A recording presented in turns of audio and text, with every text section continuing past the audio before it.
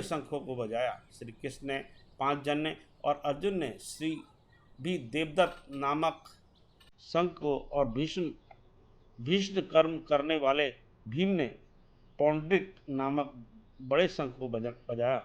कुंती पुत्र राजा युधिष्ठिर ने अनंत विजय, नकुल ने सुघोष और सहदेव ने मणि पुष्पक और धनुर्धर काशीराज शिखंडी, धृष्टद्युम्न, विराट, अपराजित, सात्यकी, राजा द्रुपद और द्रौपदी के पांचों पुत्र और महाबाहु अभिमन्यु, इन सब वीरों ने अपने अपने शंखों को बजाया।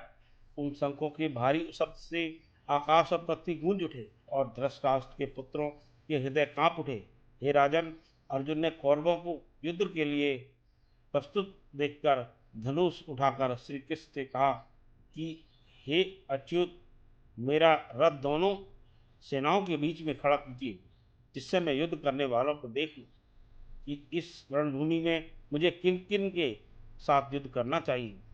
दुर्बुद्धि दुर्योधन से प्रीति करने वाले जो युद्ध के लिए यहाँ एकत्रित हुए हैं, उनको देखूंगा। संजय ने कहा, हे राजन, अर्जुन की बात सुनकर श्री कृष्ण ने भीष्म, द्रोण आदि वीरों के सामने उत्तम रथ को खड़ा करके कहा कि हे वीर, युद्ध के लिए उधर इन कौरवों को देख लो। अर्जुन ने चाचा, बाबा, गुरु, मामा, भाई, पुत्र, पौत्र, मित्र, ससुर और स्वजनों को शस्त्रों से सुसज्जित खड़े देखा और उसने इन दोनों सेनाओं में अपने ही सब बांधवों को देखकर परम दयाद्र होते हुए यह वचन कहे, हे कृष्ण, युद्ध की इच्छा से आए हुए इन अपने बंधुओं को देख मेरे अंग ढीले होते जाते हैं और मुख सूखा जा रहा है, मेरा शरीर बेकल होता है, गांडीव हाथ से गिरा जाता है। हे केशव, मुझमें यहाँ खड़े रहने की सामर्थ्य नहीं है और सब लक्षण में उल्टे देख रहा हूँ और संग्राम में अपने स्वजनों का वध करके कोई लाभ नहीं होगा। हे कृष्ण, मैं जीत, राज्य और सुख भी नहीं चाहता हूँ। हे प्रभु, हमको राज्य, भोग तथा जीवन से क्या काम है, क्योंकि जिनके लिए राज्य, भोग और सुख की इच्छा की जाती है, वे सब इस युद्ध में प्राण और धन की इच्छा छोड़ मरने को तैयार है। और आचार्य, पिता, पुत्र, पितामह, माता, ससुर, पौत्र, साले और संबंधी, ये सब मुझे मारे तो भी हे मधुसूदन, मैं इन्हें मारने की इच्छा नहीं करूँगा।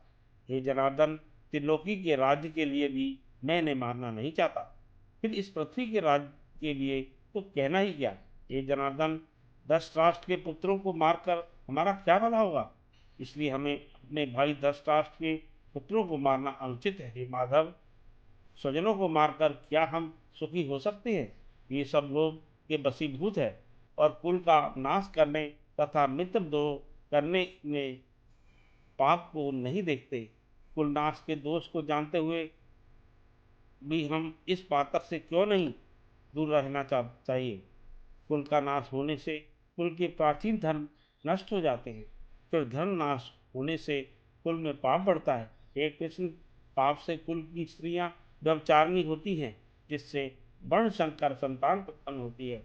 वह वर्ण संकर जिन पुरुषों ने कुल को नष्ट किया है, उनको तथा उस कुल को नरक में पहुंचाते हैं, क्योंकि श्राद्ध, तर्पण आदि बंद हो जाते हैं। वर्ण संकर बनाने वाले दोषों से कुल ध्वंसकों के जाति, धर्म और कुल धर्म निरंतर नाश होते हैं।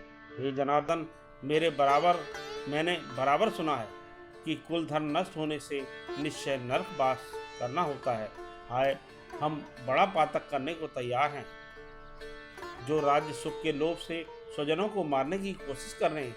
शस्त्रों को धारण किए हुए धृतराष्ट्र के पुत्र यदि मुझे शस्त्र रहित और उपायहीन का रण भूमि में बध कर डाले तो मेरा बड़ा कल्याण हो। संजय ने कहा, हे राजन, यह कहकर दुखित होकर अर्जुन ने बाण फेंक दिया और रथ के पिछले भाग में जा बैठा।